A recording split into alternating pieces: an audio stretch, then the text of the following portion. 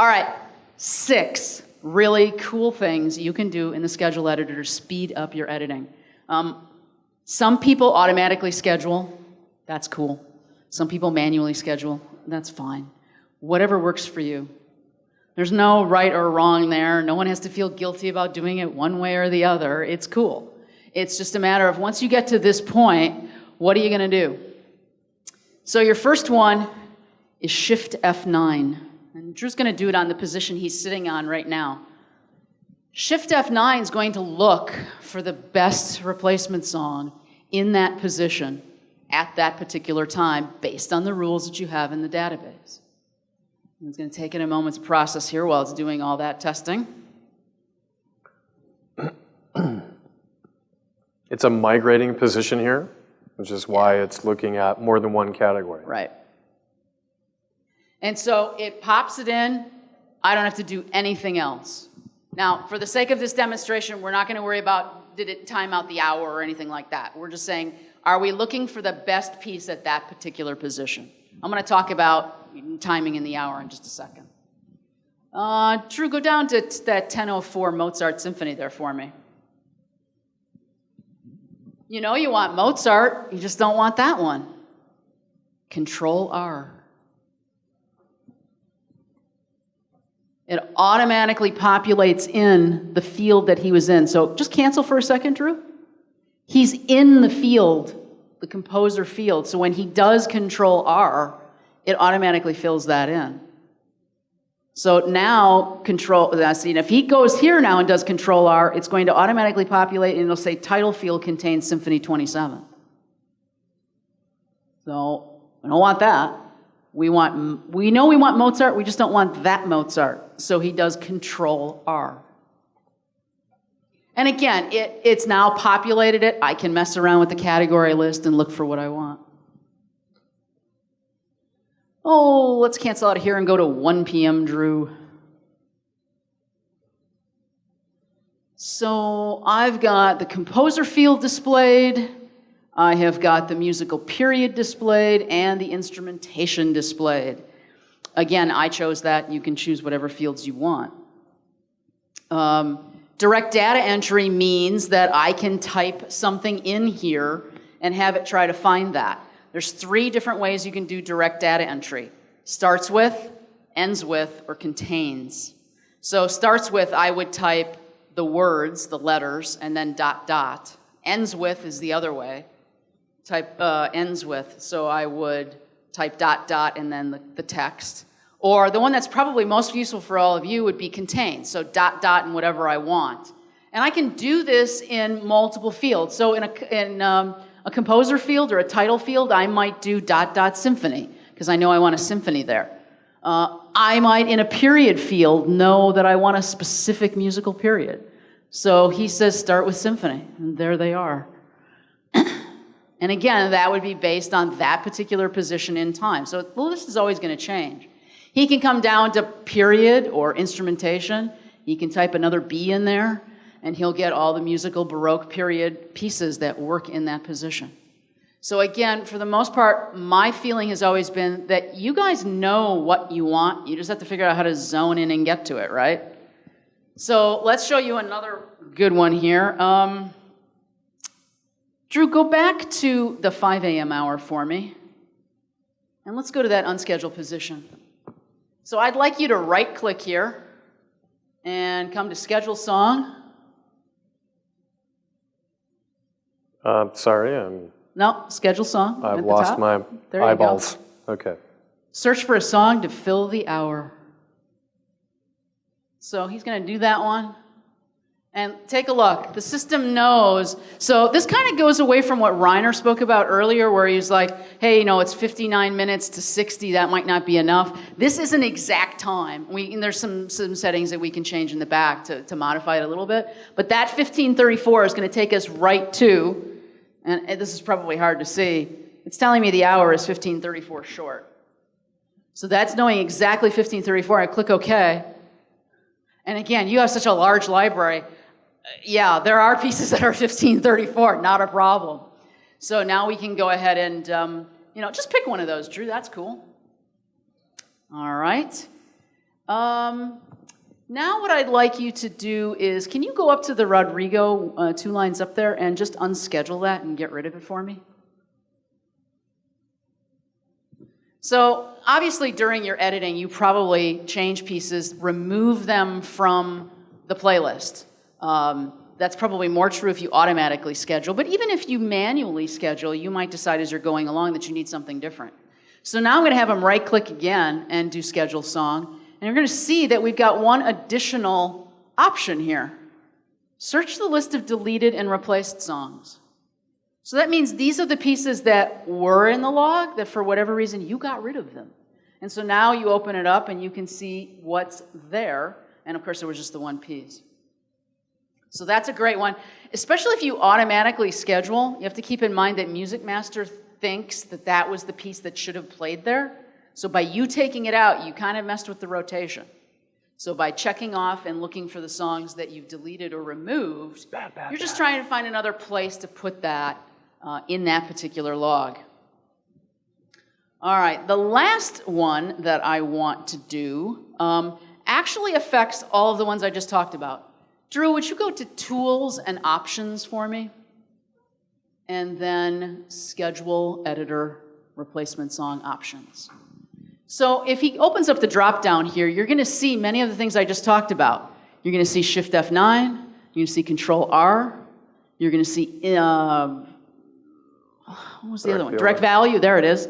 And that was on the, it's not in the same order. And then the very last one, Runtime Search to Fill the Hour. Was sitting with a programmer at a conference and watching him edit. Every time he edits, it was a commercial station, every time he edited, he only picked songs from like 1 or 2 categories. And I watched him do this for 2 or 3 edits, and I finally looked at him and said, so when you look for a replacement song, are you only ever looking in those categories? And he went, yeah, why? And I said, okay, let me show you this. And so basically we went here and said, you know what, if I have to find a different piece based on any one of those criteria, I can go ahead and pick the default category list. So for instance, if you've got smaller categories that you rotate, you can't find something, but you've got that depth stuff that you don't play very often, you can set up your replacements to look in those categories when you do it. And so you're not pulling from the pile that you normally pull from, you're pulling from that deeper pile that maybe doesn't air as often. So it's kind of like what you talked about, Shane. They know that hook, but they don't know the rest of it. You know, you might have those other pieces in your database that maybe don't play, maybe aren't in regular rotation. There's nothing wrong with them, you just don't have them in there right now. So by using the drop-down, you can change this to a specific search mode and then decide what it is I want to look at. And for many of you, it may be specific category list. And now when you do whatever that replacement function is, it will only look in those categories. You basically self-filtered it already. So you don't have to sit there and go back to that replacement window and hit the icon and figure out, oh gosh, what is that going to be? Can you change the info bar so you're looking at queries? So you made those great queries. Prompted, does what you want. Are you actually doing, an F9 or something like that in the replacement window, or even slower, right-clicking here and finding schedule and going down to queries and trying to get to it? Way too long. You can just drag that query across, highlight the over the line. See how you got the double red line? He's over that whole position. When he lets go, the prompt's going to come up immediately. And now you can go from there. None of this right-clicking and having to go down 3 layers to get to it. Drag it across. You can put Mozart in there. Done. One of my favorite things to do when I'm editing is to just double-click on the element, which in my case are mostly fixed and/or like proportional elements. So it's searching through one category or maybe 2, and it pops up a window that gives me all of the results that, I filter it by both the green and yellow flags, right? So it gives me everything that meets my breakable and unbreakable rules, right? No, just breakable rules. Right, sorry, my breakable rules, yeah. Not saying pieces that break your unbreakable rules. So when there is a large number of pieces that fit those breakable rules, it seems to default to a short list of like 5 to 10 pieces. And what I'd like to see it do is give me everything that fits into those categories without me having to press more results. I figured out a way around this, but I'm wondering if there's something that I don't know here that would help. Drew, tools and options. Additional properties. Schedule section. The first place I would have you change would be more dig depth. Well, I'm going to go down, just scroll down just a little bit further. More dig depth is saying what happens. So the scenario he's explained is that you've done that replacement, and the reason you only get a short number of them to start with is because that speeds up the process. If we have to test everything before we display it, especially given your large libraries, that's going to take time. So what we do is we only put up that first initial chunk for you. And so at that particular point, we can get you some results really quickly. You can change more dig depth. It's probably 10 by default. I'm almost positive if on the more button you do shift more, isn't it, Drew? Yeah, shift more would give you the whole list immediately. Yeah. By the way, any of these tools options thing will typically tell you what you can do down here, right? You just don't know that the options are there. That's why you're here. So, anybody have any questions? Any other things maybe in the editor that are troublesome for you? Ronnie. So someone mentioned earlier looking for recent additions to your database. And I set up a query recently that was added in the last 2 months, but there's no way to just say added in the last 2 months. I had to say added after this date. Is there a way for anything with the calendar function in a query to get it to automatically update every day? For you to set a window like added in the past 2 months. Mr. Knapp is shaking his head like, that's a great idea. That's a terrific suggestion, and not certainly the first one I've got taken away here. And because I'm now in the development department, that means I have the ear of the gentleman I call Yoda, because I'm the wizard. And so Yoda will expect me to have a list for him of, okay, what did they come up with?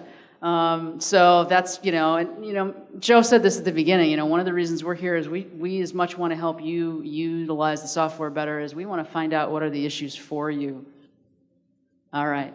Reiner alluded to this earlier, but I want to spend just a little bit more time talking to you about the analysis tools here in the editor. So the first one I want to ask you about is, does anybody do custom time periods? Okay. So this is actually used by our friends north of the border in Canada quite often, because Reiner had mentioned that the French have to do 40%. I think Canada is like 37, if I remember correctly. It's kind of mind-boggling. They have to code their music, and they've got, in Canada, 4 parameters, and 2 of the 4 have to be by a Canadian person. And then it gets counted, and so it's their way of, I think, ensuring their culture. And so they've got it, check that off and make sure that happens in their database. So they have time frames that they have to hit. Well, just because that's what it was built in there for doesn't mean that's what, has to always be used for. So, do you sound a little different at night versus the day? So you could make a custom time period, and I just wanted to show that first because it allows you to then even dial in more. So if you go to Tools and Options, you have this custom time period area. And you can see I've made a couple. Essentially, one is daytime, 9 to 4 p.m., and the other one is evenings, 7 to midnight.